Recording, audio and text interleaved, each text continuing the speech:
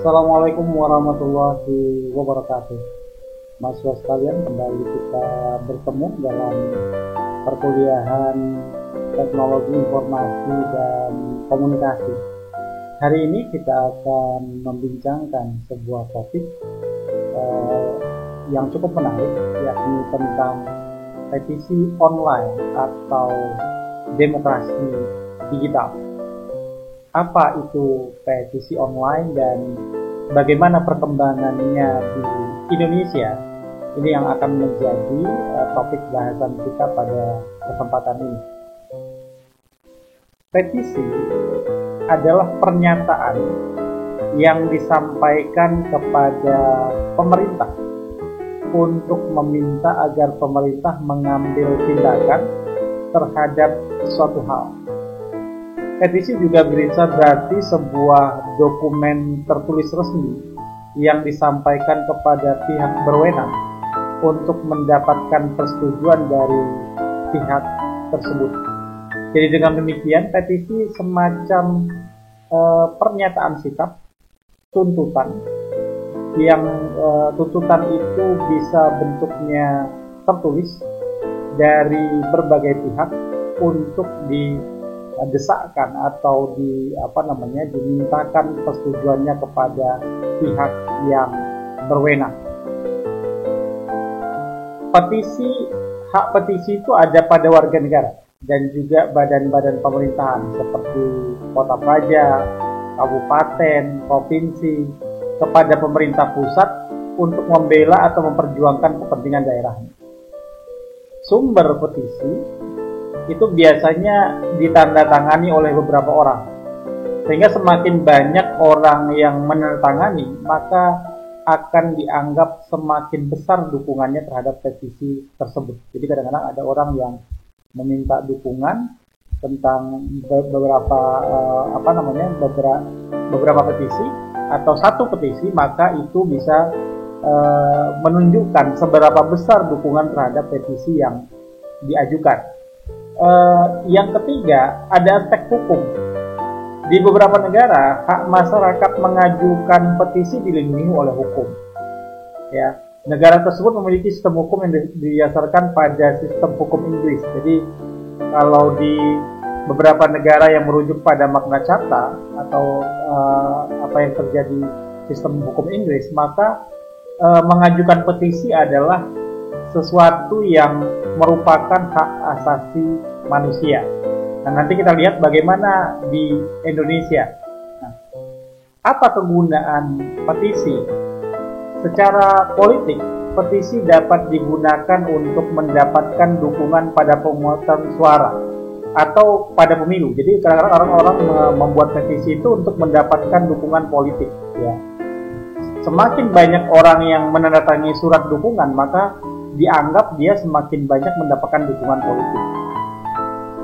Yang kedua, petisi bisa digunakan untuk sebagai peringatan.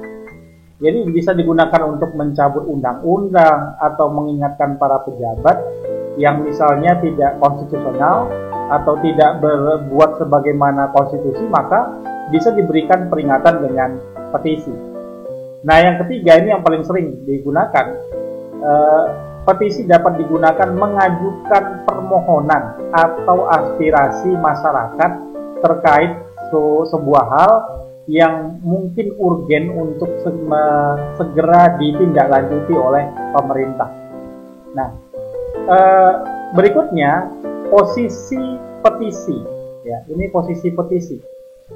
Di Amerika itu dijamin dalam konstitusi Amerika, itu dijamin pada amandemen pertama konstitusi Amerika.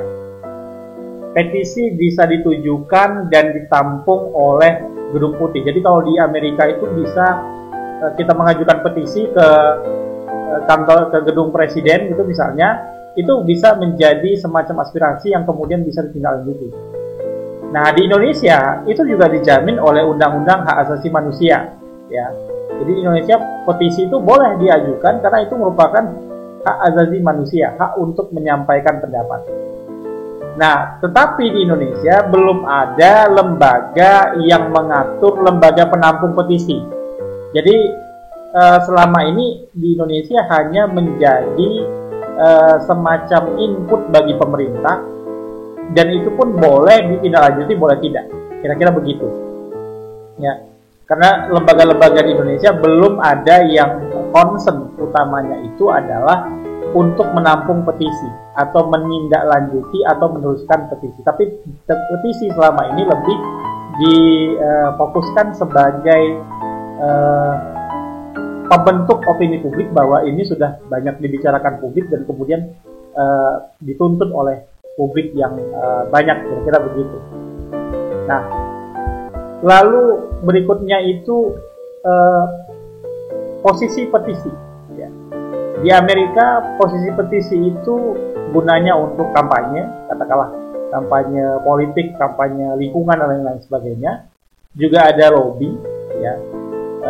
Orang kemudian tawar menawar tentang apa yang kemudian sebaiknya dilakukan oleh pemerintah, swasta dan lain sebagainya, dan juga upaya komunikatif lainnya dengan memanfaatkan media. Ya, jadi dengan adanya petisi seolah-olah mereka kemudian punya kekuatan karena didukung oleh banyak orang, maka itu bisa menjadi menarik bagi media. Jika petisi didukung 150 orang penantangan dalam 30 hari akan disimpan dalam database. Nah, jika petisi didukung 100.000 orang dalam 30 hari, pemerintah akan menjawab. Jadi kalau di Amerika begitu, 100.000 orang yang menaikkan petisi, maka itu pemerintah harus menjawab. Tetapi kalau di Indonesia, sama digunanya itu untuk kampanye, lobby, dan upaya komunikatif lainnya dengan memanfaatkan media. Biasanya menggunakan platform Change.org, targetnya hanya mengikuti ketentuan layanan. Tapi di Indonesia tidak ada kewajiban pemerintah menindaklanjuti, menjawab berapapun jumlah penandatangan. Ya. Jadi tidak ada kewajiban, tidak ada kewajiban, keharusan bagi pemerintah untuk menjawab tuntutan yang dikemukakan oleh warga negara dalam petisi. Itu kalau situasi di Indonesia. Nah, apa saja situs penyedia petisi? Ada yang free, ya, ada yang gratis, yaitu Change.org. Ini yang paling banyak digunakan di Indonesia. Nanti teman-teman silakan lihat sendiri. Kita akan saksikan nanti beberapa contohnya yang menggunakan Change.org. Lalu kemudian juga ada sign-on.org, ya. Juga ada the petition site.com.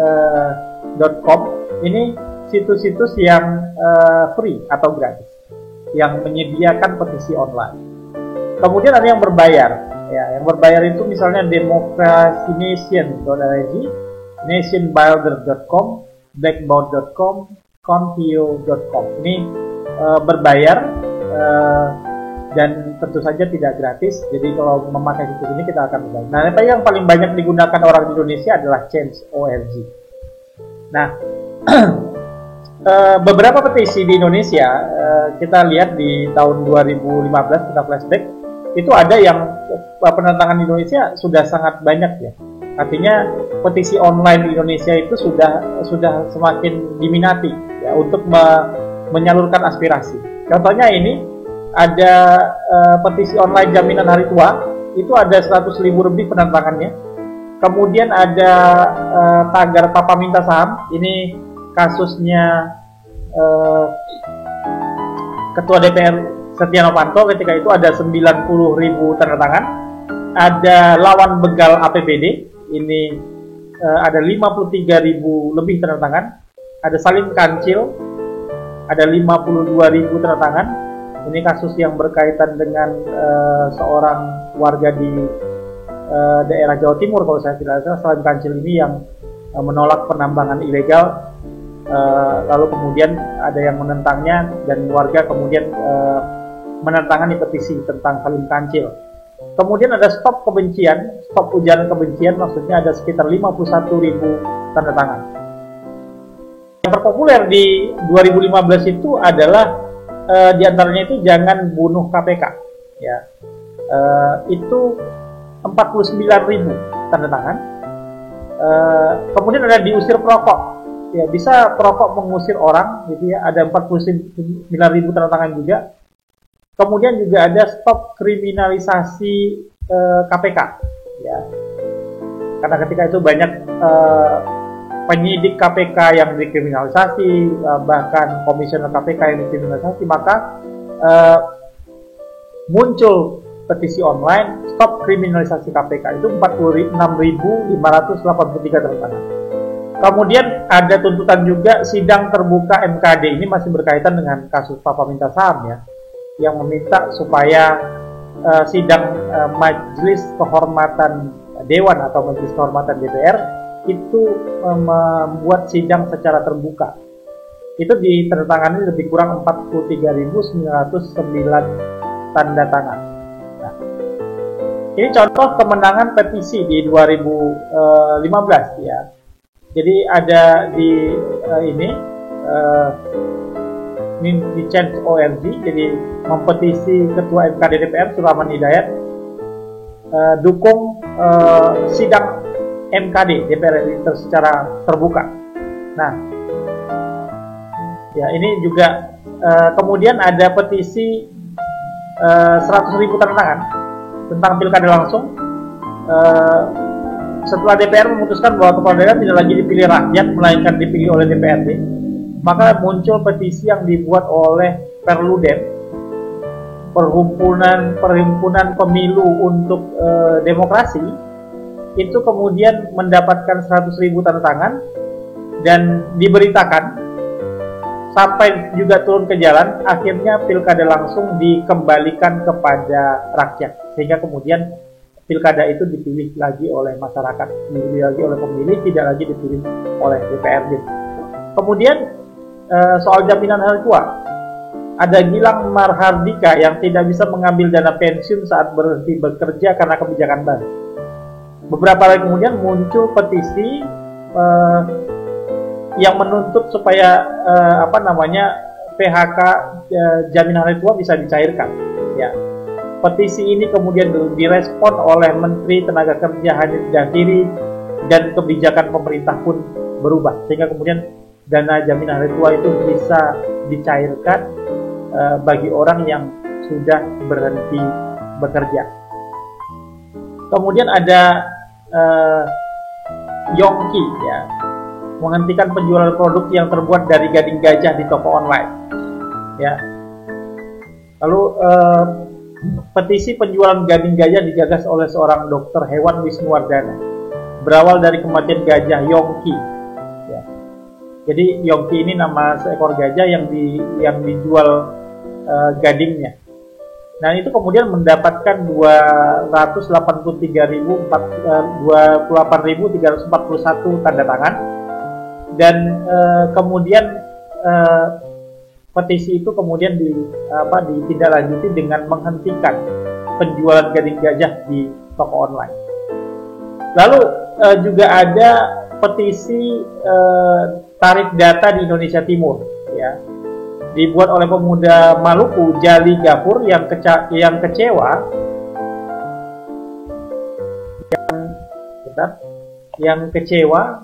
karena tarif data internet di wilayah Indonesia Timur beda dengan Indonesia Barat. Petisi ini kemudian ditindaklanjuti oleh Rudiantara selaku Menkominfo ketika itu, memanggil pihak provider dan tarif mulai diturunkan perlahan sesuai zona. Ya. Kemudian juga ada Esses ya, obat hepatitis C. Ini dibuat oleh Ayu Oktaviani yang menderita hepatitis C dan kesulitan mengakses obat. Jadi akses maksudnya ini. Petisi tersebut berhasil ditanggung JKS, Jaminan Kesehatan, dan Menkes memasukkan obat hepatitis C berefek samping rendah di Indonesia. Jadi apapun keluhan kita yang kira-kira berkaitan dengan kehidupan sehari-hari, itu boleh menjadi bahan kita untuk membuat petisi. Ya. Sehingga kemudian, karena bisa jadi apa yang kita alami juga dialami oleh orang yang lain atau banyak orang yang mengalami hal yang sama. Nah, kemudian juga ada ini Papa Minta Saham, dibuat oleh seorang dosen, Astiawan Abadi, meraih dukungan 90.000 dukungan, berkali-kali turun ke jalan, dan berbagai upaya lainnya. Pada akhirnya politikus Golkar Setia Novanto itu mengundurkan diri dari jabatan sebagai ketua DPR, ya, berkat petisi Papa Minta Saham ini. Kemudian ada juga masalah kampus yang dijadikan petisi ternyata. Jadi ada cabut SKDO Rektor UNJ, selamatkan Roni Setiawan. Ini kalau misalnya ada orang yang mempermasalahkan ini kasus ini terkait dengan pengungkapan kasus plagiasi yang dilakukan di kampus, dan kemudian orang membuat petisi terhadap hal tersebut. Nah, rata-rata petisi yang dibuat di Indonesia sekali lagi banyak yang menggunakan Change.org, karena memang Change.org adalah laman petisi yang tidak berbayar alias gratis, sehingga Anda pun bisa untuk membuatnya.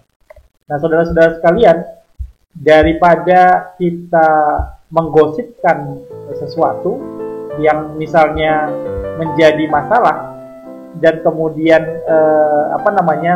menjadi kabar burung dan simpang siur, lebih baik kita kumpulkan keberanian, membuat petisi, kita jelaskan kita menuntut siapa, kepada siapa, substansinya apa, lalu kemudian itu akan menjadi hal-hal yang mungkin suatu hari bisa ditindaklanjuti oleh para pemangku kepentingan di tempat kita. Petisi pada intinya adalah wujud dari demokrasi dunia maya yang menandakan bahwa masyarakat dunia maya, masyarakat di era digital itu senantiasa bisa bersikap satu sama lain. Ya, di luar negeri juga banyak, misalnya gerakan Me Too, lalu kemudian gerakan anti penindasan terhadap kulit hitam, itu juga berawal dari petisi pada awalnya, lalu kemudian sampai menjadi sebuah isu yang dibicarakan oleh banyak orang dan mendapat tanggapan dari dunia internasional. Saudara-saudara sekalian, terima kasih atas perhatiannya. Billahi taufik wal hidayah. Assalamualaikum warahmatullahi wabarakatuh.